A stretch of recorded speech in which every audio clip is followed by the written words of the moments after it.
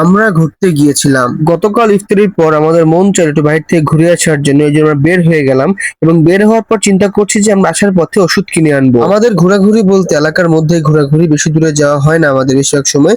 এবং বের হওয়ার পরই আমাদের সামনে কিন্তু বিড়াল পড়বেই, কারণ আমাদের এই গলিতে বেশ কিছু মানুষ বিড়াল পালে, এই জন্য সে চোখে পড়ে আমাদের।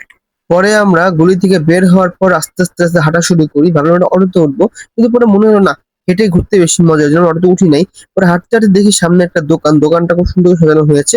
কয়েকদিন আগে আমরা এখান থেকে কেনাকাটি করেছি। আমাদের টিকটক অ্যাকাউন্টে পুরো একটা সিরিজ রয়েছে ঈদের কেনাকাটি নিয়ে, যারা দেখে আসতে পারো। এই সেই দোকানটা, সুন্দর সাজানো হয়েছে দোকানটা। আজকে কেনাকাটি করিনি, তো পরে ভাবলাম আর ঘোরাঘুরি দরকার নেই, এর জন্য চলে গেলাম আমরা ওষুধের দোকান ওষুধ কিনতে।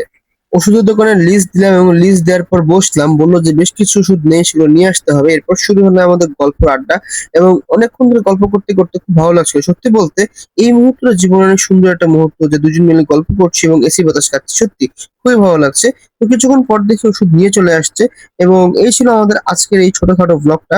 যদি ভিডিওটা ভালো লেগে থাকে তাহলে অবশ্যই লাইক এন্ড সাবস্ক্রাইব করে দাও। এন্ড আমাদের এই চ্যানেলে যেসব ব্লগগুলো দেখতে পাচ্ছ সেগুলো দুইটা অ্যাকাউন্টে রয়েছে, যে দেখে আসতে পারো।